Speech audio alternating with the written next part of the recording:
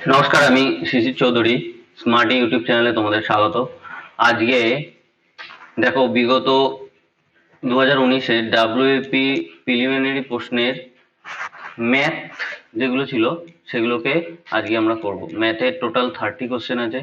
30-র মধ্যে দুটো পার্টে হবে, আজকে 15টা, অন্য আবার পরে 15টা। আজকে পার্ট 1, ঠিক আছে? এবং পরীক্ষায় কিভাবে আমরা আনসার করব সেটা আমরা আজকে দেখবো, তাড়াতাড়ি করে কিভাবে অঙ্কটা করা যায়। দেখো, বলছে বড় থেকে ছোট সাজাও। কি কি রয়েছে? 7-এর 11, 16, 20, 21, 22। তাহলে দেখো, এটা আনসার হবে অপশন বি। Option B. কিভাবে হলো এটা? এই অঙ্কগুলো করতে গেলে এইভাবে করবে। 7-এর 11-কে ভাগ করো। ভাগ করলে দেখো, পয়েন্ট বসালে 0, 6 বসালে 6 11 66। তারপরে রয়েছে 16, 16-কে 20 দিয়ে ভাগ করো। পয়েন্ট বসাও 0, 8 দিয়ে করলে 116। তারপর রয়েছে 210, একে 20 দিয়ে ভাগ করো। 9 দিয়ে করলে, সরি 22, 9 দিয়ে করলে এটা পয়েন্ট বসে। দেখো, এই যে ভাগটা তো আমরা মুখোমুখি করতে পারি, একটা করে এক্সট্রা শূন্য আমরা মনে মনে বসিয়ে নেবো। তাহলে 11 দিয়ে যদি করি, 6 11 66, 7 11, এর থেকে বেশি যাবে না, তাহলে এটা 6। এটাকে যদি করি, এখানে একটা শূন্য বসিয়ে নিই, তাহলে 2 দিয়ে 8 দুগুণে 16 আমরা জানি, তাহলে 8 দিয়ে যাচ্ছে। এখানে এরপরে আরো যাবে, দরকার নেই আমার সেগুলো। এটা দেখো, যদি করি 9 দিয়ে যদি করি, 9 দুগুণে 18, 9 দুগুণে 18 একে 19, এটা যাচ্ছে। তার মানে এখানে রয়েছে কত? 210। তাহলে এটা ছোট, তাহলে এটা 0.9। তাহলে সব থেকে বড় কোনটা হচ্ছে? এটা, তারপরে এটা, তারপরে এটা, অটোমেটিক মিলে গেল। কিন্তু আমরা যদি এমনি নিয়ম অনুসারে করি, দেখো 16/20, 21/22, নিয়ম অনুসারে কি হয়? নিচের এগুলোর লসাগু করতে হয়। 22, 11 দিয়ে করলে 11 1 11, 20, 2, আবার 2 দিয়ে যাবে 10 1। তাই লসাগু কত হচ্ছে? 22 আর 10-এ 220 আমার লসাগু। তাহলে এটাকে, নিচটাকে যদি 220 বানাতে হয়, কি দিয়ে গুণ করব? 20 দিয়ে। ওপরেও 20 দিয়ে গুণ করব। তাহলে 7 দুগুণে 14, 140, 220। এখানে যদি 220 হয়, তাহলে 11 দিয়ে গুণ করব। তাহলে 16-কে 11 দিয়ে গুণ করলে 16 আর 16, মানে 6 7 1, 1 7 6 বাই 220। এখানে যদি এটা 22, এটাকে যদি 220 হতে হয়, তাহলে 10 দিয়ে গুণ করব। তাহলে 210 বাই 220। দেখো, এত কিছু করতে হচ্ছে আমাকে। প্রথমে আমাকে লসাগু করতে হচ্ছে, তারপরে উপরগুলোকে সমান করতে হচ্ছে, তারপরে আমি দেখছি যে এটা বড়, তারপরে এটা, তারপরে এটা। কিন্তু যদি এরকম ভাগ করি, দেখো মুখোমুখি আমরা ভাগ করতে পারবো, যে 6 11 66, এর বেশি যাবে না।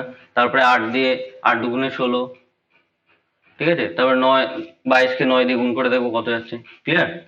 এইভাবে আমরা ভাগ করে এগুলো কিন্তু বড় থেকে ছোটগুলো সাজাবো, এইভাবে কিন্তু করবো না। নেক্সট দেখো, 7,000 টাকায় লগ্নি করে এ একটি ব্যবসা শুরু করে। এ আর বি ব্যবসা শুরু করে। তাহলে 5 মাস বাদে বি তার অংশীদার, মানে 5 মাস বাদে বি যোগ দেয়। 1 বছর বাদে যদি তাদের লভ্যাংশ 2:3 হয়, এদের লভ্যাংশ কত? না 2 আর 3। তবে বি কত টাকা লগ্নি করেছিল? দেখো, বি এর লাভের অনুপাত 3, অর্থাৎ 3-এর একটা কোনো মাল্টিপল হবে। তাহলে আনসার হয় এটা হবে না এটা হবে। এবার দেখো, যদি একটাই 9-এর 3-এর মাল্টিপল থাকতো, সেটা আমি ঠিক করে দিতাম, অঙ্ক করতাম না। যদি আমার কাছে যে কোনো, ধরো এই অপশনটা নাই, তাহলে তো অপশন এটা অবশ্যই, চোখ বুঝে অঙ্ক করারই দরকার নেই। কিন্তু যেহেতু দুটো মাল্টিপল আছে, তাহলে আমাকে একটুখানি করতে হবে। কি করতে হবে? ফার্স্ট এটা করিস। 7,000 টাকা লগ্নি করেছে, কত মাস খেটেছে? 12 মাস খেটেছে। বিয়ের কত মাস কেটেছে? 7 মাস কেটেছে, কারণ 5 মাস পরে এসছে। টোটাল 12 মাস হতে গেলে 7 মাস ইন্টু এক্স টাকা কেটেছে।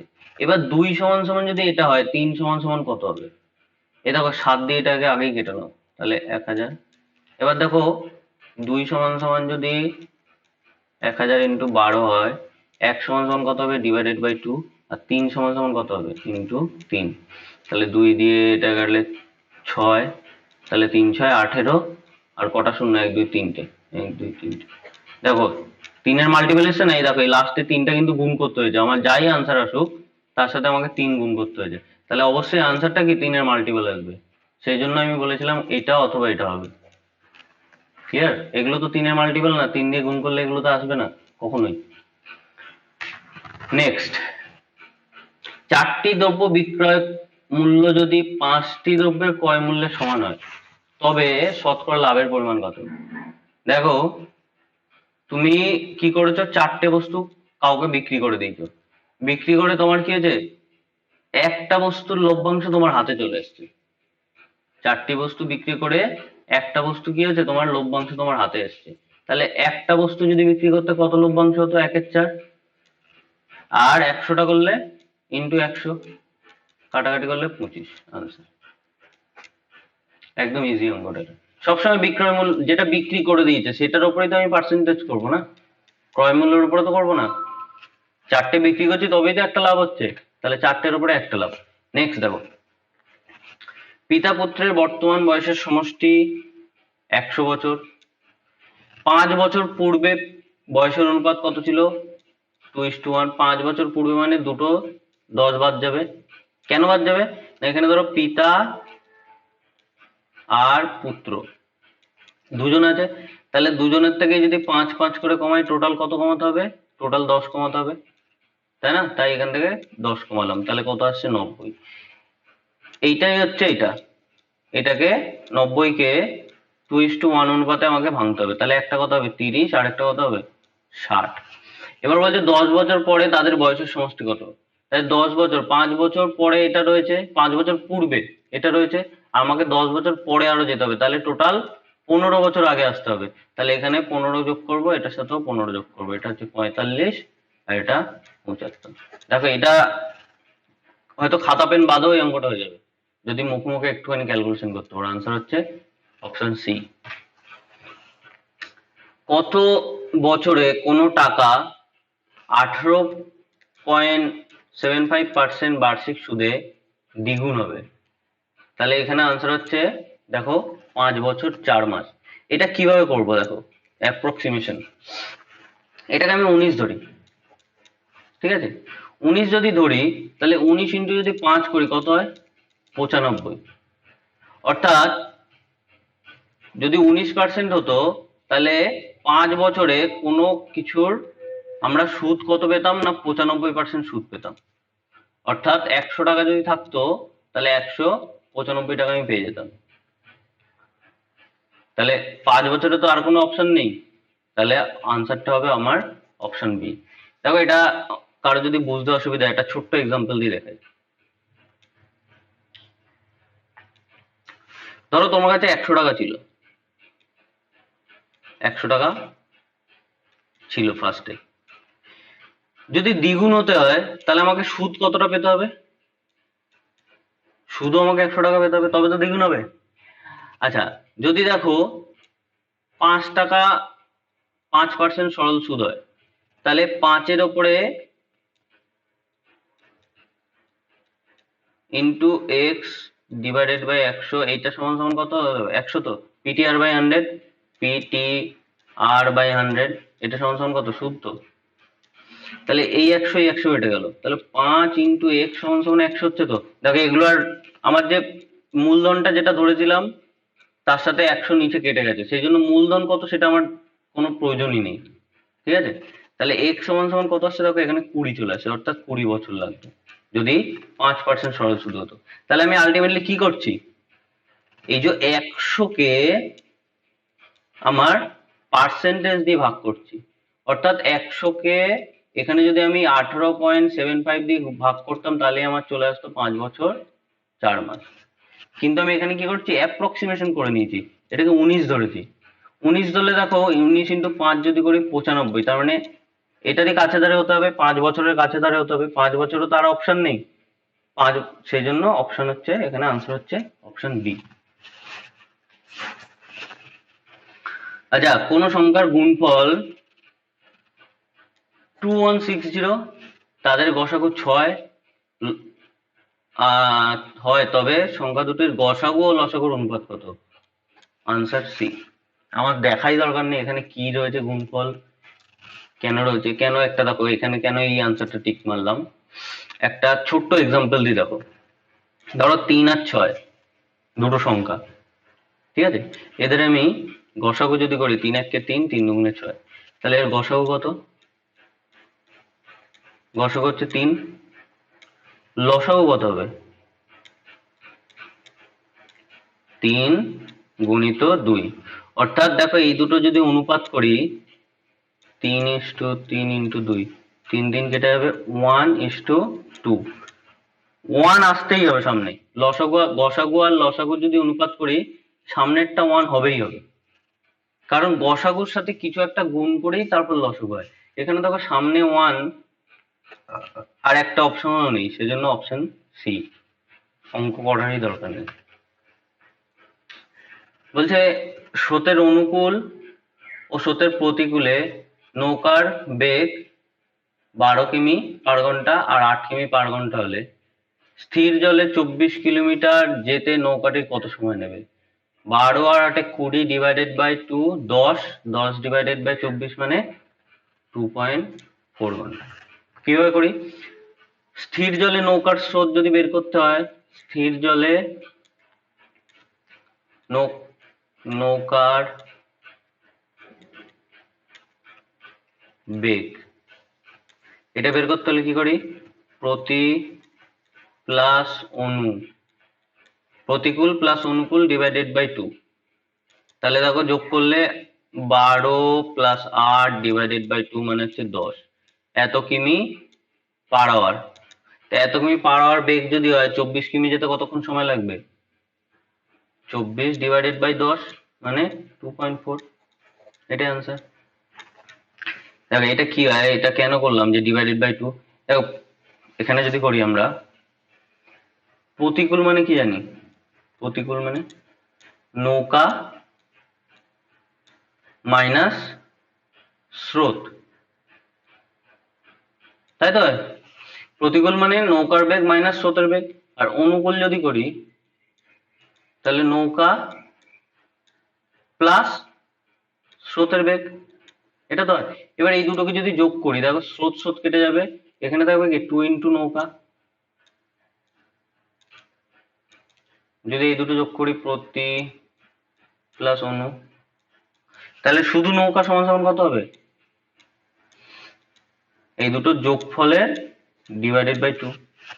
সেম যদি শুধু স্রোতের বেগ বের করতে বলি তাহলে কি করতে হবে? এই দুটোকে বিয়োগ করতে হবে। বিয়োগ করলে কি হবে? 2 ইন্টু, তাহলে স্রোতের ক্ষেত্রে কি করতে হবে না অনুকূল ডিভাইডেড বাই মাইনাস প্রতিকূল বাই 2, এটা হচ্ছে স্রোতের বেগ। ঠিক আছে, নেক্সট, এক ব্যক্তি 61 কিমি পথ 9 ঘন্টায় অতিক্রম করে। ওই যাত্রাপথের কিছু অংশ পদব্রজে 4 কিমি পার আওয়ার বেগে এবং বাকি অংশ 9 কিমি পার আওয়ার বেগে সাইকেলে যায়। তিনি পদব্রজে কতটা দূরত্ব অতিক্রম করেছিলেন? আজ এখান থেকে অপশন টেস্ট করে যদি পদব্রজে যদি ধরি অপশন এ 16 কিমি অতিক্রম করেছে তাহলে কত ঘন্টা লেগেছে? 4 দিয়ে যদি 16 কে ভাগ করি তাহলে 4 ঘন্টা লেগেছে। টোটাল আমার কত ঘন্টা লেগেছে? 9 ঘন্টা। তাহলে পড়ে হলো 5 ঘন্টা।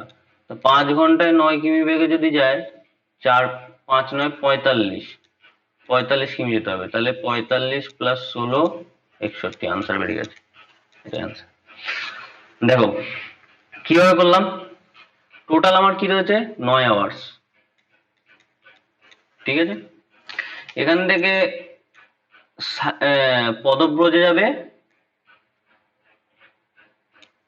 পদব্রজে আর সাইকেল, তাই তো। তাহলে পদব্রজের বেগ হচ্ছে 4 কিমি পার আওয়ার। তাহলে আমরা প্রথম থেকে তাকে অপশন টেস্ট করি।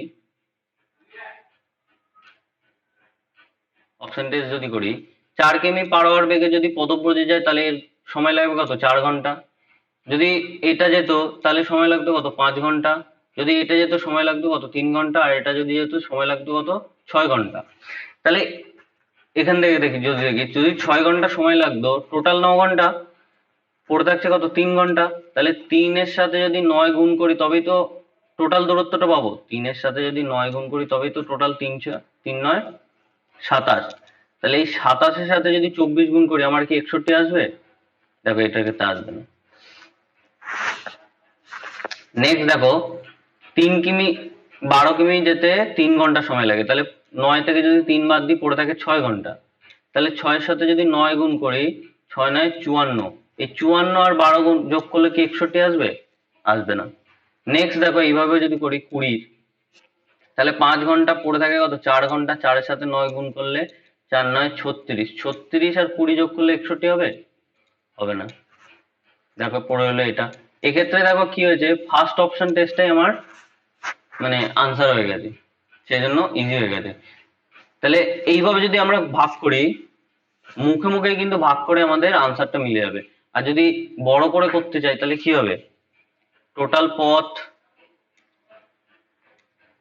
61, মনে করি পদব্রজে গেছে x ঘন্টা, এরকম ধরবো তো। তাহলে আর বাকি সাইকেলে কতটা যাবে, কত না 9 - x ঘন্টা। কেন, টোটাল 9 ঘন্টা পথ, টোটাল 9 ঘন্টা লেগেছে, তাই 9 - x। তাহলে x ঘন্টা যদি সাইকেলে যায়, সাইকেলের গতিবেগ হচ্ছে 4 কিমি/আওয়ার, তাহলে ইন্টু 4 প্লাস সাইকেলে কতটা গেছে 9 - x ঘন্টা ইন্টু কত হবে 9, 9 ঘন্টা/আওয়ার তো বেগ, সমান সমান এটা হবে আমার 61। তাহলে এখানে 4x প্লাস 9 9 81 মাইনাস 9x সমান সমান 61। তাহলে 4x আর এটা বিয়োগ করি যদি 5x সমান সমান 61 মাইনাস 81, মানে -20, মাইনাস মাইনাস কেটে যাবে, তাহলে x সমান সমান আমার দেখো 4 আসছে। তাহলে আমাকে এইভাবে ইকুয়েশন ফর্ম করতে হবে, ফর্ম করে তারপরে করতে হবে যদি আমি বড় করে করতে চাই। আর না হলে আমরা কি করব, এরকম ভাবে খালি অপশন টেস্ট করব, তাহলে দেখো 1 সেকেন্ডে আনসার পেয়ে যাবে, মুখোমুখি হয়ে যাবে। এটা বলছে একটি আয়তাকার বাগান আছে যার দৈর্ঘ্য প্রস্থ 180, বাগানের চারিদিকে একটা করে 10 মিটার রাস্তা তৈরি করেছে। ধরো এটা 100, এটা হচ্ছে 80, এখানে কি করেছে এরকম একটা চওড়া রাস্তা তৈরি করেছে এরকম। তাহলে এখান থেকে এটা হচ্ছে 10, তাহলে দেখো দৈর্ঘ্য কত হয়ে গেছে, এখান থেকে এখানে 10 বেড়ে গেছে, আবার এখান থেকে এখানে 10 বেড়ে গেছে। তাহলে এখান থেকে এটার কত দূরত্ব হয়ে গেছে 100 প্লাস 10 প্লাস 10, অর্থাৎ 120 হয়ে গেছে। সেম প্রস্থর ক্ষেত্রেও কি হয়ে গেছে, দেখো এখানেও 10 বেড়েছে, এখান থেকে এতটা 10 বেড়ে গেছে, এখান থেকেও এতটা 10 বেড়ে গেছে, অর্থাৎ প্রস্থ হয়ে গেছে 100। অর্থাৎ বাইরের যে ক্ষেত্রফলটা রয়েছে সেটার দৈর্ঘ্য কত, সেটার দৈর্ঘ্য হয়ে গেছে 120, প্রস্থ কত হয়েছে, প্রস্থ হয়ে গেছে 100। তাহলে ক্ষেত্রফল কত হবে, এই দুটো গুণ করতে হবে, ক্ষেত্রফল হবে 120 পেছনে 3টে শূন্য। আর ভেতরের যে ক্ষেত্রফলটা আছে সেটার কত, সেটার কত ছিল, সেটা হচ্ছে 100 আর 80, এই দুটো গুণ করলে কত হচ্ছে 8000। তাহলে 12,000 থেকে যদি 8000 বাদ দিয়ে আনসার আসছে কত 4000। এই পুরো বড়টার থেকে যদি ছোটটা বাদ দিই তাহলেই তো এই রাস্তাটা পড়ে থাকবে, এটা পড়ে থাকবে না, বুঝতে পারলে। দেখো কি করছি না, এই যে ক্ষেত্রফলটা আছে এইটা ভেতরেরটা, এইটা থেকে বাইরেরটা বাদ দিয়ে দেবো, তাহলে কি হবে এইখানে এইটা আমার পড়ে থাকবে, ঠিক আছে। তাহলে আনসার কত, আমার আনসার হচ্ছে 4000, সিম্পল। এবারে এই জিনিসটা দেখো মুখে মুখেই করা যায়,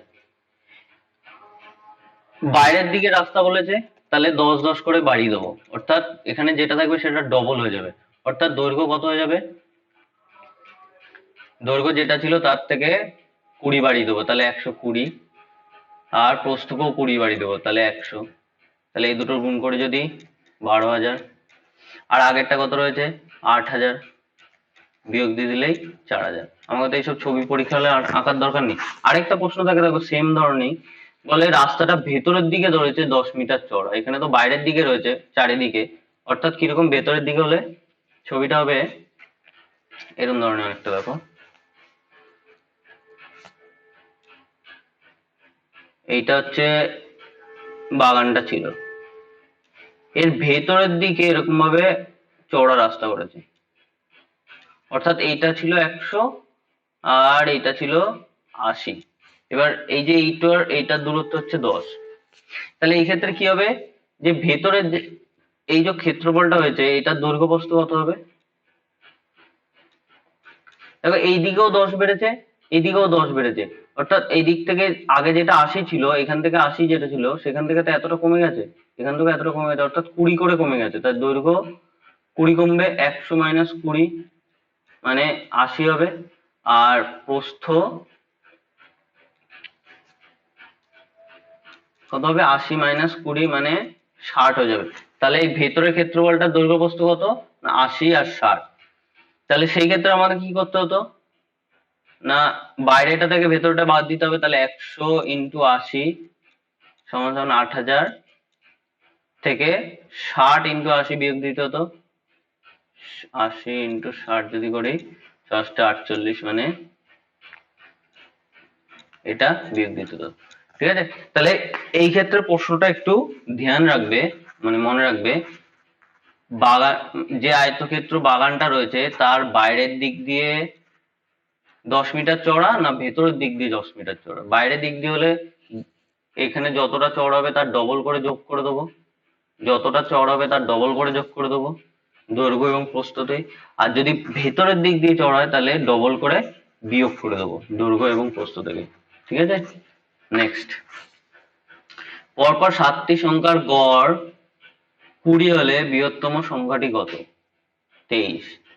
কিভাবে, দেখো এরকম যদি 7টি সংখ্যা থাকে না, যেমন আমি একটা এক্সাম্পল নিই, ধরো 3 4 5 6 7 8, 1 2 3 4 5 6, 1 2 3 4 5 6 7, 7টা সংখ্যা আছে তো, যদি বলি এটার গড় কত, এটার গড় সবসময় মিডিল টার্মটা হয়, যে কোনো বিজোড় সংখ্যার গড় পরপর যদি সংখ্যাটা হয় তার গড় হবে মিডল টার্মটা, যেমন আর যদি জোড় সংখ্যা হতো যেমন 1 2 3 4, যেমন এখানে জোড় সংখ্যা আছে, তাহলে এর ক্ষেত্রে গড় কোনটা হবে, না এই দুটোর যোগফল ডিভাইডেড 2 হতো, ঠিক আছে। বিজোড় সংখ্যা যদি পরপর থাকে তাহলে তার মিডল টার্মটাই হবে তার গড়, দেখো এখানে টেস্ট করে দেখো, বিশ্বাস যদি না হয়, 3 plus 4 plus 5 plus 6 plus 7 plus 8 plus 9 যদি যোগ করো, 7 আর 5 12, 12 আর 6 18, 18 আর 7 25, 25 আর 9 25, 25 আর 8 25 প্লাস 8 প্লাস 9, টোটাল হচ্ছে 25 আর 8 33 আর 9 33 আর 9 42, সরি 42 ডিভাইডেড বাই 7টা সংখ্যা আছে, 7 দিয়ে ভাগ করলে 6 7 42, সবসময় এটাই হবে। এটার ক্ষেত্রে দেখো এটার যোগ করলে কত হচ্ছে, 2 আর 3 যদি যোগ করি 5/2 সমান 2.5 হচ্ছে তো। এবার দেখো এমনি যদি গড় বের করি তাহলে 1 প্লাস 2 প্লাস 3 প্লাস 4, 3 আর 3 6 প্লাস 4 10, 10/4 তাহলে 2.5 হচ্ছে। তাহলে এখানে ক্ষেত্রে দেখো 23 আমি কি করে বললাম ঝমক করে, অর্থাৎ 7টা যদি সংখ্যা এরকম, এটা হচ্ছে 20, এখানে তারপরে 3টে সংখ্যা রয়েছে, তাহলে 20-র পরে 21 22 23, বৃহত্তম সংখ্যাটা তো বলেছিল সেজন্য 23, ঠিক আছে। নেক্সট, 2 অঙ্কের একটি সংখ্যার অঙ্কদ্বয় যোগফল 8, যোগফল বলছে 8, সংখ্যা থেকে 18 বাদ দিলে অঙ্কগুলি স্থান পরিবর্তন করে সংখ্যাটি কত, 8 8, এটা হবে আনসার। কিভাবে করলাম, বিয়োগ করেছি, দেখো কিভাবে করেছি, 53 থেকে আমি কিন্তু 18 বাদ দিইনি, 53 থেকে আরো শর্ট করার জন্য শুধু এখান থেকে আমি 8 বাদ দিই, এটা থেকে 8 বাদ দিয়ে দেখছি লাস্টে 5 আসছে নাকি, অর্থাৎ এখানেও আমি সবকটাতে এইভাবেই টেস্ট করলাম, এখানে লাস্টে কত রয়েছে, 8 রয়েছে তো, 18 লাস্টে কত, 8 রয়েছে। তাহলে এই প্রত্যেকটা থেকে 8 বাদ দাও, 5-এর থেকে যদি 8 বাদ দিই লাস্টে কি 3 আসছে, 8 9 10 11 12 13 14 15, তো এখানে 7 আসছে। তাহলে ইন্টারচেঞ্জ করতে গেলে সামনের সংখ্যাটা তো আসতে হবে, এখানে 3 আসতে হতো, আসছে না। এখানে যদি 8 বাদ দিই তাহলে আমাকে একটা 6 আসতে হবে, এখানে 6 আসতে হবে, তবেই তো আমার এখানে এটা ইন্টারচেঞ্জ করতে পারে। তাহলে দেখো 8 9 10 11 12 4 আসছে, 6 তো আসছে না, এটা তো হবেই না, একই সংখ্যা। এখানে দেখো 8 দিয়ে যদি মানে বিয়োগ করো 13 কে, 8 9 10 11 12 13 5 আসছে, তাহলে এটাই আনসার। পুরোটাও বাদ দেওয়ার দরকার নেই, মানে এরকম 53 থেকে পুরোটা 18 বাদ দেওয়ার দরকার নেই, শুধু ইউনিট ডিজিটটা বাদ দেবো। তাহলে যদি লাস্টে 5 চলে আসে, অর্থাৎ এই সংখ্যাটা চলে আসে, তাহলেই বলবো আমার এটা আনসার। অর্থাৎ এটা বিয়োগ করে কি হবে, 35 হয়ে যাবে।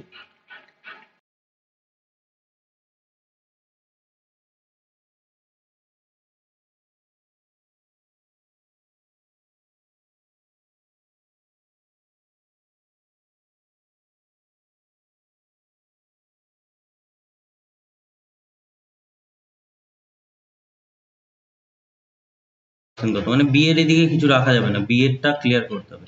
তাহলে পার্সেন্টেজ চিহ্ন কেটে গেল, 30 দিয়ে এটা কাটলে 3, অর্থাৎ এখানে যদি করি বি সমান সমান 3a, ঠিক আছে। কিন্তু এখানে পার্সেন্ট হিসাবে রয়েছে, মানে এখানে আমাকে পার্সেন্টেজ চিহ্নটা আনতে হবে। পার্সেন্টেজ চিহ্ন আনতে গেলে কি করতে হয়, 100 দিয়ে গুণ করতে হয়, অর্থাৎ এখানে কি যাচ্ছে 300a আসছে। কিন্তু এখানে রয়েছে 2x, তাহলে 2x সমান সমান এখানে 300, তাহলে x সমান সমান 150 আনসার।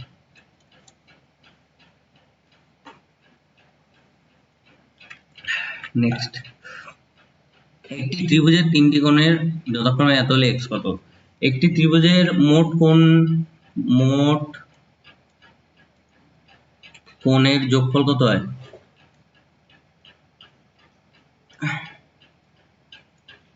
180, অর্থাৎ এই তিনটে যোগ করে 180 হতে হবে। 3x plus 2x minus 7 plus 4x minus 11, 180। তাহলে 3x plus 2x minus 7 plus 4x 11 সমান সমান 3x 2x 5x plus 4x 9x minus 18 সমান সমান 180। 180 প্লাস 18, এদিকে মাইনাস আছে, এদিকে আসলে প্লাস হবে, তাহলে 198। তাহলে x সমান সমান 198/9, 9 দুগুণে 18, 9 দুগুণে 18 22, x সমান সমান 22, ঠিক আছে। নেক্সট,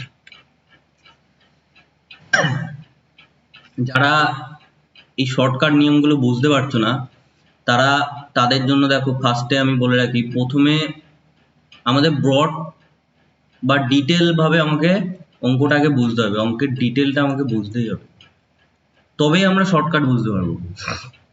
যদি ডিটেল না বুঝতে পারি শর্টকাট বুঝতে পারবো না। তাহলে ডিটেল বুঝতে গেলে আমাদের কি করতে হবে, একদম গোড়া থেকে অঙ্ক করতে হবে।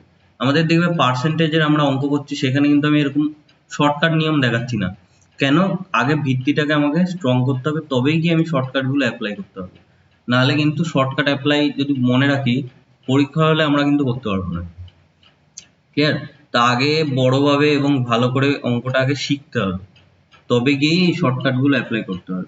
পার্সেন্টেজে দেখবে আমাদের সিরিজ চলছে, পুরো পার্সেন্টেজ একদম বেসিক থেকে শেখানো হচ্ছে, একদম একদম নিচে লেভেল থেকে, যাদের অঙ্কের মানে পারো না তারাও ওখান থেকে শিখতে পারবে, ঠিক আছে।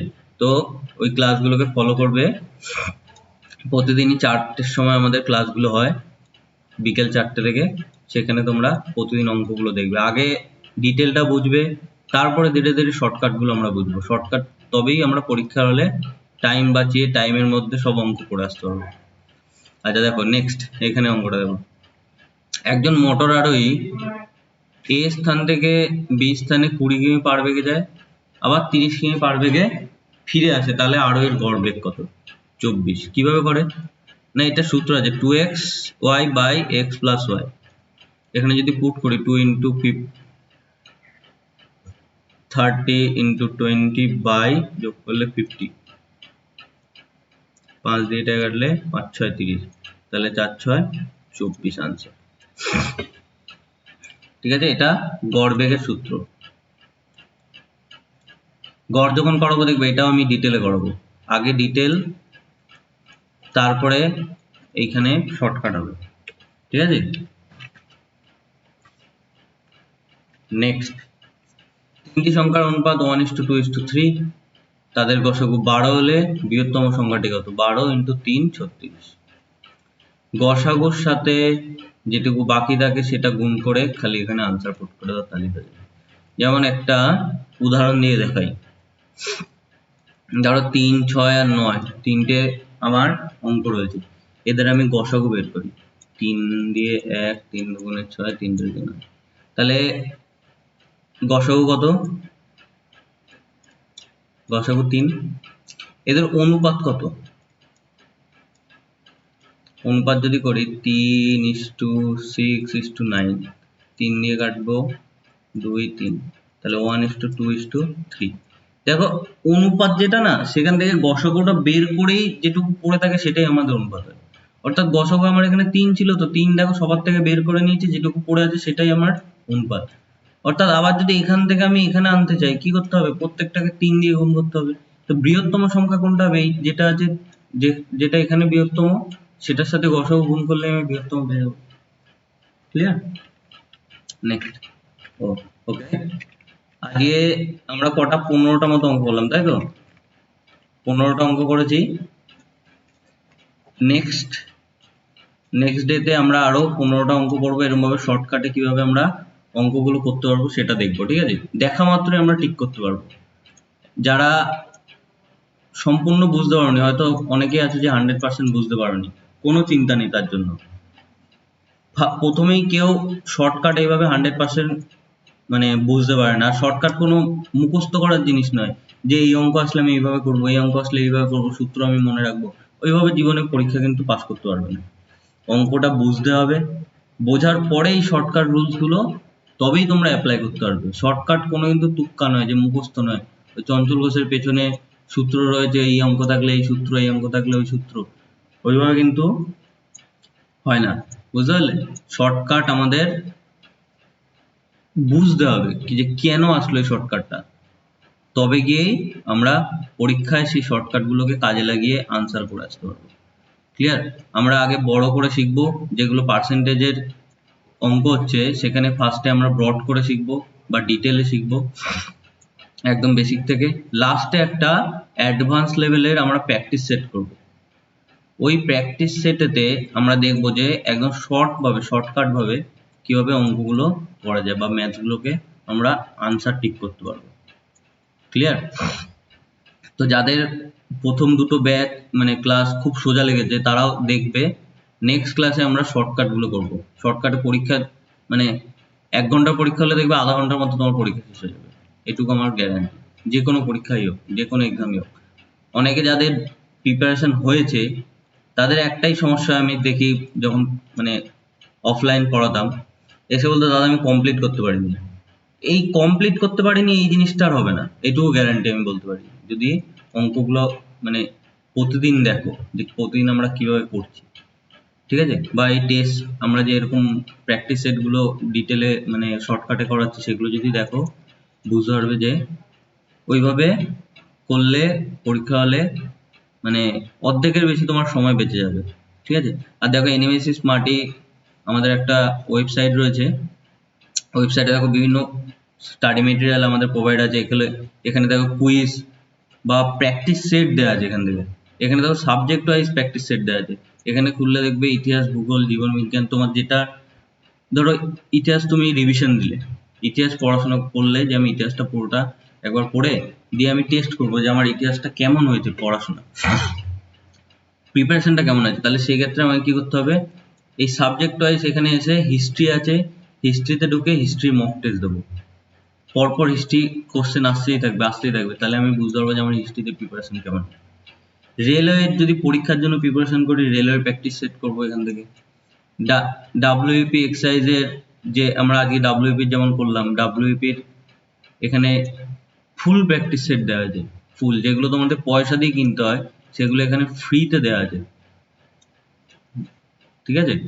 আর একটা যেটা আমরা এসএসসি বলতে স্কুল সার্ভিস কমিশন, সেখানে গ্রুপ ডি আর গ্রুপ সির যে পরীক্ষা হবে সেটারও প্র্যাকটিস সেট আজকালের মধ্যে এখানে চলে আসবে।